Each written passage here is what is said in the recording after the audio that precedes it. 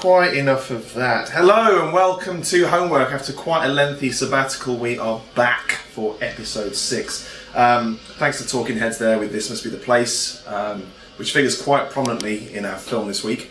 And also thank you to Delusphere for his take on Go West, Close Your Eyes, which is so suited to this episode because it's just so deliciously 80s. So thank you very much for that. If you would like to send in a theme tune for Homework, send it into our new address, which is stuff@explosiveallen.com. Now this week I'm joined as ever by Ash Denton, but also by Matt Lees off of OXM and that Regular Features podcast. Yes. Thank you very much for joining me. Pleasure. And this week we're going to tackle the theme of greed. Great theme. We had loads of suggestions for this actually. So, honourable mentions have to go to Susan Dempster, who said we should watch Super Size Me, but actually we're going to attempt to live that instead. Damien Briggs, he just basically suggested that we should play GTA San Andreas and just make CJ incredibly fat by repeated visits to Burger Shop. You're better off doing that in Fable, because Fable 2 particularly, if you ate too many pies, you then realised that it was almost impossible to lose weight. You could only eat celery. Yeah. And celery took about 5 minutes to refresh in the shops. Yeah. So you just have to constantly travel back and forth across the world with 2 shops that sold celery, eating a bit of celery at a time. It was horrendous. But if you move a lot, do you lose more? No. There's nothing to do with exercise. No, nothing at all. No, you're just a fatty... everyone in Fable 2 basically was a fatty unless you had, monk-like patience to do the celery thing. And it's fun at first because you eat all... Basically, I had a pie shop and I wanted to make it really successful, because it was down in the dumps, wasn't selling many pies. So I obviously bought all the pies, which is a great way to kickstart a company. And then I ate all the pies, and it was really fun doing the whole kind of, You ate all the pies? I ate all the pies, running around without any trousers on. The whole while eating pies. Alan Partridge, Toblerone thing. But after a while, you just think, I don't like this anymore. Ended up in Scotland. Anyway, Emma Close reckoned we should have dug out the obscure Spectrum game Yogi Bear and Friends in The Greed Monster. Yeah, because that would have been easy to source, wouldn't it? Carl Simpson tried to trick us into watching the really quite disgusting Feed. I've only read about it, I haven't seen it yet. No. You know, Fatties and Their Feeders, it's kind of the movie of that. And finally, Sam Campsell thought we should revisit Scrooge McDuck's Quest for Gold in DuckTales on the NES, which was phenomenal. Great game from Capcom. It was good. However, the game that we did go with, and super fittingly, is Fat Princess. So, Fat Princess was suggested by Stephen Ferris and Chris Locke. Thank you very much for this. If you don't know about it, it's a PSN game on the PS3, and you can get a spin-off on the PSP as well. Fistful of Cake. Fistful of Cake. Great title. And as one of our viewers, Neil McLeod, says, it's a game where you race to feed a fat woman and move her to your base. Genius. He's not entirely right, actually. You have to feed the enemy's princess and fatten her up to make it more difficult for the enemy's troops. No, you feed your own princess. What, to make it harder for them to still... That's why you're so rubbish at it. You were saying you weren't any good at it. Because I was feeding... You were trying to feed... I was going to the base and feeding the other princess. The hardest part is getting It's been a long day. To feed their princess. Here, let's make it harder for you to steal their... Your princess is in another patisserie. I'm talking... Your princess is in another boulangerie. How awful. Sorry, I'm an idiot. Sorry, Neil, you're absolutely right. I'm a complete moron. What did you make of Fat Princess? I liked it. It was an interesting one, Fat Princess. Obviously, it made me kind of really sit back and take a long, hard look at the way, as a culture, we look at cake. Yeah? Because I think cake is brilliant, and too often people just slag it off. So, did the game reinforce your opinion of cake, Well, it had or did it make you think, oh god, maybe I should change my opinion on it? It was quite a pragmatic view of cake, really. It's cake as a tool to stop women from escaping, which is a bit, I think, a bit risque. And a bit too much. Is that fundamentally why you like it too? That's why I love it. But it's great. 2 years he's had it. 2 years. Oh shit! Sorry. It's a great premise. I understand that you told me this, didn't you? That what was at the time Titan Games? Yeah, it was Titan Games. No more. No. Apparently they were on the way out when they were making Fat Princess. Oh right. That's why they never made a sequel. Their first and only game, and they're on the way out. Yeah, and they knew that it was just going to go wrong. But I've read the blog of some of the core team who now formed Carbon Games, and he said that they got a lot of stick purely because it was called Fat Princess. Yeah, a lot. And yeah, I think that's a shame as well, because I think it is one of these things where it's so clearly light-hearted and fun and silly. It's so daft. I mean, the whole premise of trying to feed a princess cake so that other knights can't come into your castle and steal her. Yeah. It's so wonderfully daft that I think to bring sexism into it in this case is just a bit... It's very silly. Well, it's the theme of it, it's the visual style of it, it's the rate at which she increases and decreases in weight. The sound when you feed her a slice of cake is fantastic. It's like stretching rubber. It's so good. I love it. And that's it. It's just a really clever premise. It's a funny name, and it's just all meant in jest. I can't see how anybody could have looked at Fat Princess and gone, oh god, this is really taking the piss out of the overweight, the morbidly obese. I'm sure there was some 70-stone woman in Texas going, oh, this is an affront to my lifestyle or something. Well, I think it's just the whole aesthetic is so lovely. When It's you play actually, it, as you said, It's just, I wash my back with a rag on a stick. yeah.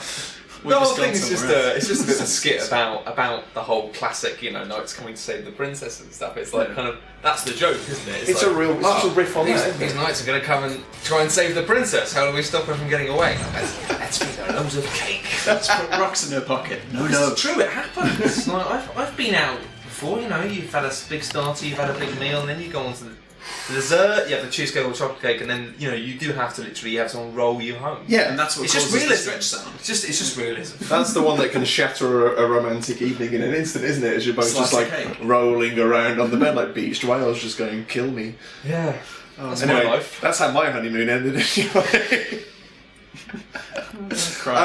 So as I say, I was terrible at it. I jumped into a 32-player multiplayer game, tried every role, was mercilessly slaughtered in every single one. Well, some people just seem to have sussed it. I mean, it's been out for a few years, admittedly. Just so out of interest, because I've realised we haven't really explained what the game is. Yeah. So, do it. Okay. So imagine Capture the Flag, but the flag is a obese princess. There you go. Or not obese. Or if not they've forgotten obese. to feed their princess cake. The core mechanic of the game. Well, that's it. Okay, so you've got your troops and they've got their troops. You've got to get into their castle, break down their barriers, get the princess, and bring her back to yours. That's one of the game modes. That's the core game mode. You can adopt 5 different roles by wearing hats, and these hats are generated by machines, and you can increase the power of these machines and generate more powerful versions of each of these characters. Yeah, the class system's really nice, because the way it works is that rather than just choosing a class at the start of the game and having to press start and change again, every time you spawn, you just go to the building with the hat you want. Yeah. And so it means you just go, what am I going to be? I'm going to be a knight or a wizard or... It's like, just go, yeah. Right. And that's the Well, beauty of it. It immediately, even without any kind of voice chat, it immediately stops people just all going, right, I'm going to be a knight, and just wade in. And you get the same amount of points if you're a knight or a cleric or an engineer. So if you're chopping down wood, you get the same amount of points as you do if you go and kill people. Yes, so support classes are just as valid as The best thing attack is like classes. building the little trampolines. That's fun. While everyone else is fighting, everyone's like running up to the walls and just going, yeah, ladders, chaps, let's go. It is lovely. The voice acting as well. He's cool. I like him. Yeah. It's really cool. That was driving my wife mental. Really? When he keeps saying, they have your princess, or whatever he says, and then, they've dropped your princess. No, they have your princess. They've dropped your princess. You know, okay. But, no, I did like Stewart. He does, doesn't he? But Yeah. it's not. But I love the kind of the fairy tale aspect of it. It's a really charming game, and But But I know, I just found it entirely. I was so kind of lost in it in a way but that's my fault. Well, it's zeitgeist now. I mean, the problem with all these sort of games is that if you've got the right sort of mindset, you can still go into it. If you're pretty hardcore and you're willing to put time in, you'll still have an amazing time. But it's a game really has been out for so long. It still has a good online community, but it's an online community of people who've been playing for over a year at least. They knew that you could tell they knew every kind of nook and cranny of every map, and wherever I was just fair game. It's like one of my favourite games is Awesome Noughts, which in many ways is quite similar. I love it. I'm actually really good at it. But whenever I'm like, come on, does say so himself. Play this game with me. Play it with me. And people just come on and die. And I'm like, oh, you're doing it wrong. You're doing it wrong. And it's just horrendously difficult now because everyone who plays it is like me, evil and horrible. Yeah. It's the same with everything. It's like, say, Street Fighter. I'm always saying, come on guys, learn to play Street Fighter and then let me destroy you. So I go online and then just get absolutely mullered by all and sundry because that's how it works. And you're supposed to enjoy that. People always say to me, oh, just keep doing it, just keep doing it. It's like, no. But it's shit. But it's not fun. It's the nature of our career, though, that we have to flip like moths from game to game. And it's very difficult, apart from in your spare time, to really dedicate the same amount of time that they probably do.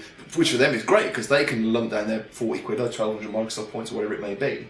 And then they basically just got a year's worth of game ahead of them. Yeah.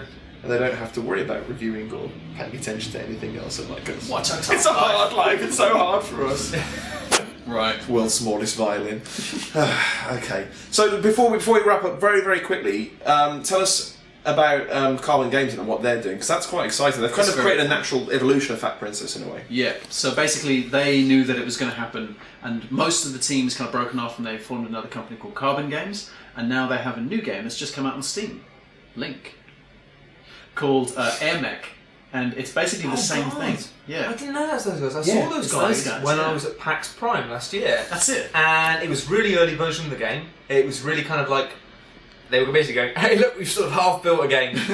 You could be like robots and fly around in tanks and stuff. But it looked awesome. Yeah. It looked really fun. And it's now available as one of the Chrome in-browser games as well. Oh, cool. So basically it's a combination of RTS and some of the real-time action that was in Fat Princess. So you kind of construct your bases, but then you take on the role of a robot, and then you can whiz around Transformers style, flying around and landing and killing things. Yeah, no, that looks pretty good. So we'll use that as a very neat segue into our film.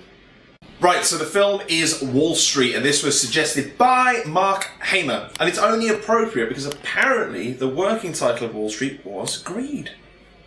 Who knew? Is that the only reason why it's appropriate? No, it's not the only reason it's appropriate. It's a movie that's entirely motivated by greed. 80s-tastic. It's the most 80s... bloody movie producers making films just so they can make money. Brrr.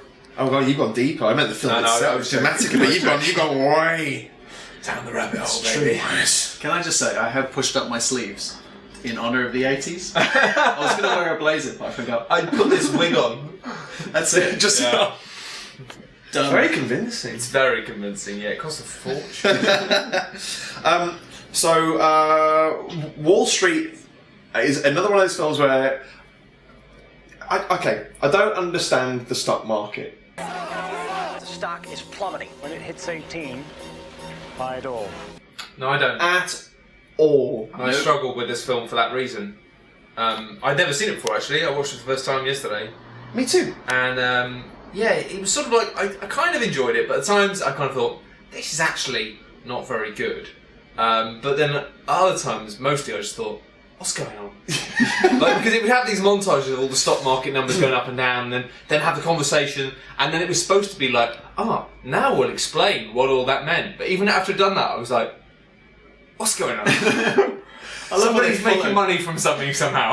I mean, fundamentally, you knew that the story was, young guy trying to make it big on Wall Street, uses, bad tactics. Bad tactics. Insider trading, basically. Yeah, amoral tactics in order to make his way to the top.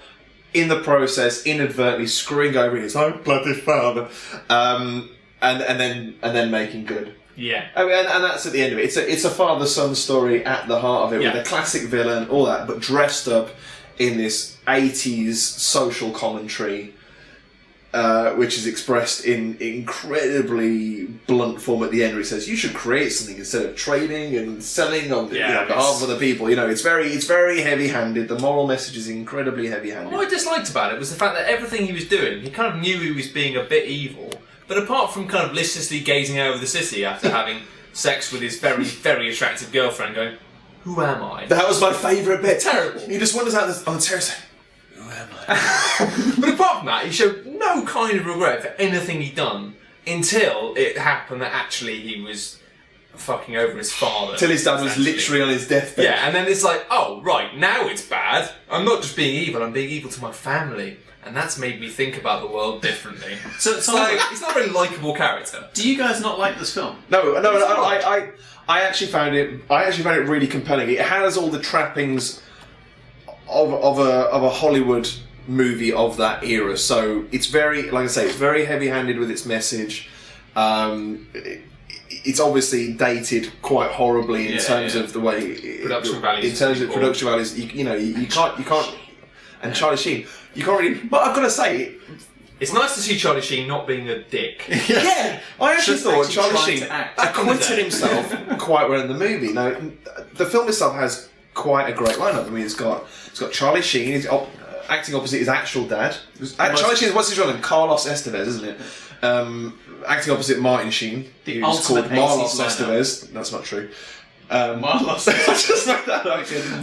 Marlos. So that actually makes the father-son dynamic quite believable. But then you've got Literally believable. Yeah. The fact that it is actually his dad. yeah. But sometimes you can imagine them acting as and just being really trite and just awful. But yeah, it works. It works. You can say there's there's more chemistry between Charlie Sheen and his dad than there is between him and Daryl Hannah. She's horrific. Who is diabolical. She's so bad. Didn't you say she got a Razzie for that? Yes, this is the first film where one actor got an Oscar and the other got a Razzie. So Michael Douglas got an Oscar for Gordon Gekko, and Daryl Hannah, I think her name was Darian. And from what I understand, she hated it as well. She's never seen the film. She's actually quite the feminist, quite the activist, and the way she was portrayed was just basically this complete leech of a woman. Yeah, who was like, and that whole narrative arc was weird because it kind of ended with her basically going, "Oh, you don't understand, it's really hard when you've had money for a bit and you don't have it again," and then disappeared and has never seen the film again. She's like, "Don't cross Gordon Gekko." It's like, well, I can still get through this. Nah. It was just basically just put her across as somebody really weak, just going, "No, I'm really sorry. I do like you, I really do, but I kind of like loads of money and love money." Yeah. Also, awful interior designer. Oh my god, that was actually, I couldn't stop thinking about that. It kind of distracted the whole plot. My favourite is the gold spray on the awful kind of polystyrene. So they went through the effort of layering up textures to make it look as if someone had wallpapered the wall and then just ripped a bit of it off to show the bricks behind it. It was disgusting. Even in the 80s, that can't have been nice. But this is it. Like, I can't figure out if in the movie it was supposed to be like new and cool, and it was supposed to be crap. Because it was Because it was rubbish. horrible. Like, even in the 80s, surely you look at that and go, sometimes you look at it and go, "I don't want to live here." Well, that's the weird thing, disgusting. isn't it? In retrospect, it's very hard to determine when it's being satirical because you're like, well, the 80s is notorious for being the decade that taste for God. Yeah. And then if they're trying to go, actually, this is tasteless in the 80s, it's like, what's the difference? I also enjoyed the fact that whenever it was the peak of excess, it was just them eating sushi, and it's like, I'll do that. Homemade sushi, though, they had homemade sushi. To be fair, homemade sushi. The height of excess is doing coke and then being blown by it. My favourite bit of that was that. But the thing is, for the 80s, there was only like this much coke in the whole film. I thought that's not very realistic. But I like the way the guy from the guy who's the doctor in Scrubs. Yes. He had a great line at the start where he was on the phone with someone. He went, 10 minutes? In 10 minutes, this will be dead. By 4 o'clock, I'll be a dinosaur. And I really hope that was going to be literal. But then it's like, for the rest of the film, hi, bud! Stock markets! It didn't pan out. It didn't pan out. It didn't pan out. So we've got the unconvincing romance. That's awful.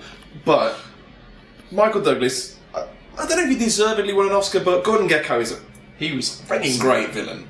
Greed is good. Greed works. he was great. And just quick side note, I used to work for a company, I'm not going to name them, and the sales team had a massive picture of Gordon Gekko on the wall, and they used to worship him. And I came Wow. upstairs, one day, and I was like, do you not get the irony of the whole thing? No, greed isn't no. And they were like, no, he's brilliant. He's an ultimate salesman. Funny you should say that. Did I used to work for that company as well? Yeah, you might have. Okay. Okay. I didn't know that. So, Hollywood on Twitter, as H01L, whatever, said he found it strangely inspiring and made him want to be richer. It did make me want to be richer, but it didn't make me want to be Gordon Gekko. How does that film make you want to be richer? It's awful. There's only one inspiring line in the whole of that movie, and it's something that actually I've already thought for years and years, and it's just one of the old dudes, the nice one, not the one who gets fired, just says to him at one point, money is something that makes people do things they don't want to do. Yes. And I thought, That's Lou. That's So I've got awesome. that written here. Lou. I've just put Lou, voice of morality. How did that guy get his own office? I don't know. I mean, that's the only thing I found unrealistic about the whole thing was the fact that it was basically like stock traders, but there was this nice niche of really nice, decent stock traders who somehow done all right. And I'm thinking, nah, Not in that film. He'd be out like the other guy. Who's the other guy? Was it Dan or something? The one who was out on his arse halfway through because Oh, the guy with the I've old got a man. wife and a child to Yeah. support. Shit. And I thought they were going to do something where he basically just jumps out the window, but they didn't really follow through. Or because there's one point where Bud Fox passes a homeless guy on the street. And I thought it was going to be a bit of foreshadowing, and I thought someone that he worked with down the line would sort of be like, "Can you spare time?" And it'd be the guy he used to work with. Or That's more something. like American Psycho, though, isn't it? Yeah. Talking of which, I think that Christian Bale studied Charlie Sheen quite closely when he was portraying Patrick Bateman. He made him quite, obviously nuttier. But there's certain facial expressions when I was watching Charlie Sheen. There's certain similarities with him and Christian Bale in American Psycho. He's going, what if I took that character and just turned him into this absolute nutcase? And I couldn't help but think that he must have watched that. Because I mean, how many reference points must he have actually had to look at yuppies in that era? Also, the whole thing I didn't like actually was the fact that there was supposed to be this character transformation where he finally met Gordon Gekko and it kind of started to warp him. But it's like right at the start of the film, he gets up in the middle of the night to check his email or computer, Teletext. With random nude lady in bed. Random nude lady who gets up and just wanders off the flat, and it's like, all right, well, who was that? It was insane. It was that's a like weird 80s decadence. That's what I love about this movie. The No, but at introduction that of Gordon point- Gekko. no, but at that In point- every room. At that Just a point, naked bum. no, at that that gets point, up and wanders off. he wasn't making any money at that point. This was before he'd even met Gordon Gekko. But that's the whole thing. So he's living in this flea pit flat, and suddenly there's just this beautiful woman in bed with him. Just gets out casually as he's on the PC. Oh, fuck this! But then, And then that's it. That's the TNA quotient for the movie fulfilled. I bet a producer just went, "We need to have tits in this movie." No, I People are going to get bored, they're going to leave. Yeah, No, Somebody all the needs to tits get in. their bottom out. No, We're I 15 disagree. minutes into a film about stock markets. But that Jesus. foreshadows the guy's attitude towards life and towards the money, Yeah, no, and that's the you're whole right, thing. yeah. So No, you're right. Oh, It was an enjoyable film. I did like it. And ultimately, Charlie Sheen's own attitudes towards drugs and Oh women. man, yeah. That was But let's not go into that. No. Okay. So, actually, I want to mention his boss, Lynch, who's brilliant. And he's he's kind of a very subtle comic relief, because he keeps having this line, "The moment I laid eyes on you," and I knew, when he yeah. goes to the other, he goes, I knew you had what it took. And then when he gets taken away to prison, he goes, "The moment I laid eyes on you, I knew you were trouble." Just complete turncoat, brilliant little comic turn. But yeah, so Michael Douglas has some incredible lines in it though, because he's obviously turned this line between completely charming and also being an absolute shock as well. I think my favourite one is towards the end. He kind of builds up as well. His character just becomes more and more. The layers kind of peel away as the movie wears on, and by the end, he's just become this vicious animal. Nice. And he's got that brilliant line where he says, "Whoever kind of leaks the information about Blue Star Islands, I'm gonna rip out his eyeballs and suck his skull." That's a night to remember, isn't it? Classic. But it's not particularly violent. Well, the after the eyeball ripping, it's quite a sensual gesture after that. I isn't just walked away from the whole thing with it. Just didn't. It kind of one of those things that seemed to be heart on its sleeve. Yeah, it's a film with some sort of moral message, but walked away from it going, what was the message from that? I'm not sure. I didn't take away anything from it. No, because it had such a quick turn at the end. Going, well, yeah, those people were bad, weren't they? yeah. Yeah. The ending was great though, where you get to the end and instead of doing the classic Hollywood ending, he was like, "I'm probably going to go to jail. I'm probably fucked." Like, yeah, you probably are. And then he just walks up the steps and it just pulls out. No, that is just And it doesn't have the vindication scene. It doesn't have the That's brave. Gordon Gekko, you're sentenced to 5 years in jail. You know, it could have so easily gone that route. Although it does kind of ruin that all by just going the end again. Studio interference, screaming at you because this was a point where they just thought audiences would be so baffled if it just ended on a prolonged period of silence. They'd be like, hey, turn the projector back on. We want to see the end of the missing reel. We want to see where Gordon Gekko gets sentenced for life. Where he doesn't go to jail and meets up with the girl again. Daryl Hannah comes back and forgives him. Yeah, exactly. It just doesn't work that way. So, okay. Can I say one last thing? Go on then. I have to warn people from watching the sequel because it's shit. But there's only one good part that you can find on YouTube. And it's when Bud Fox meets up with Gordon Gekko again. They run into each other at a party, and he's like, "Oh, hi!" But now it's like coked up, messed up Charlie Sheen, and he's just like flanked by these two gorgeous women, and he's like, "Oh, hey, how's it going?" Like completely high off his face, and and they have like a really weird dialogue. And he's like, "Hey, how you doing, Bud?" And he's like, "Yeah, it's great. I'm like a philanthropist." And I'm like, saving the world and stuff. You're like, it's saving the world. Yeah, not you, Charlie Sheen. No, you're fucking not. No. But yeah, so it's a very weird exchange. Which kind of blurs the message of the first one even more because he's meant to have learned something, become this, return to his blue collar roots or at least his blue collar morality. He doesn't come across. He just ends up with two women on his arm. Yeah, he doesn't come across as a nice person at all. Yeah, I mean that's just Charlie. As a man, he's like, yeah, I do a lot for charity. Like, nah. No, you don't. Nah, you don't. What it means is he makes love to disabled women. So, on that bombshell. Okay. Yeah, on that bombshell. Let's chicken nuggets. That line's being used increasingly in homework, isn't it? On that bombshell. I was just going to say on that bombshell, let's eat some chicken nuggets. Let's eat some chicken nuggets. No, we are. Yeah. That's it. We're going to eat some chicken nuggets. So yes, the next phase is the challenge. It's a chicken McNugget eat-off, and this was suggested by Daniel. Don't do that. It was suggested by Daniel Hawken. He didn't set the rules, but I've looked up other chicken McNugget challenges, and it basically involves trying to eat 20 chicken McNuggets within 5 minutes. But I figure there's 3 of us here. I reckon Gareth's going to want to get involved in this as well. That's a thumbs up from Gareth. In 5 minutes, you can you can use dips. You can use dips. You can use dips. Dips are allowed. You can't just... Please make any corrections with pencil. 20 dry nuggets. Is this like a cinnamon challenge type thing where you think it's easy and it's not? Yeah, no, I think it's going to be... Quite possibly.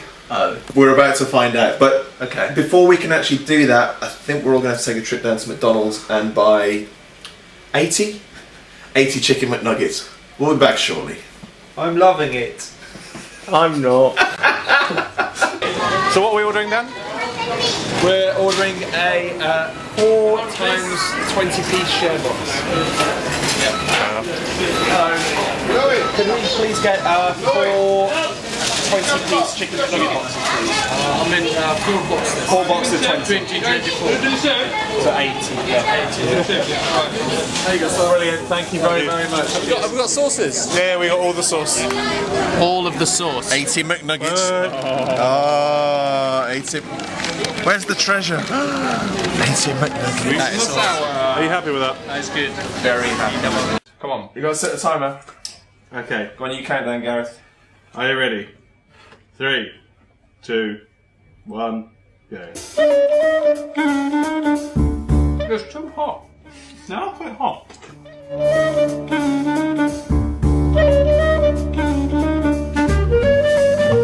When I was a child, I used to hope they put a bonus nugget in. Right now, I'm praying they haven't. The bonus nugget is 12.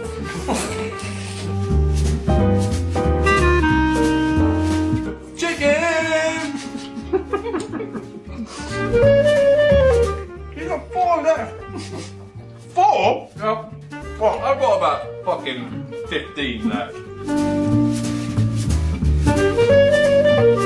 Last one. Here it goes. Dan, are you close? Got 4 left. 4 left. Me and Matt are fucked. I'm really This is it. Last one. Done. Whoa! Hands up. That's right. All right. Oh. Well, 1.5 minutes left. I can still do this in 5 minutes. Wow. Give me time.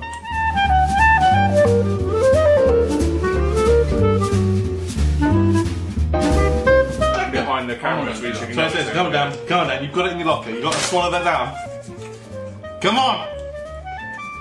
13, 12, 11, no, 9, 7. Oh, he's not going to do it! Come on, swallow. 6, 5, 4, 3, 2, 1. Oh, no! No! Oh, that much left. Oh, God. How are you feeling? Wrong. Wrong. No words. I mean, I'm not a massive fan of McDonald's. My girlfriend really despises it. I'm going to have to have a chemical shower before she'll go anywhere near me. I'd probably never tell her this happened. It never happened. It never happened. It's like, I feel like I'm cheating. Unfortunately, it has been extensively documented. Well, yes. You know, hopefully she just won't look at the internet. Well, yes, as you saw, Gareth predictably won that. I mean, yeah, I mean, you trust a cameraman. If a man comes out from behind the camera to join into a chicken nugget eating competition, you know he's got good odds. I'm very proud that I came second. Yeah, you did well. You did well. Thank you.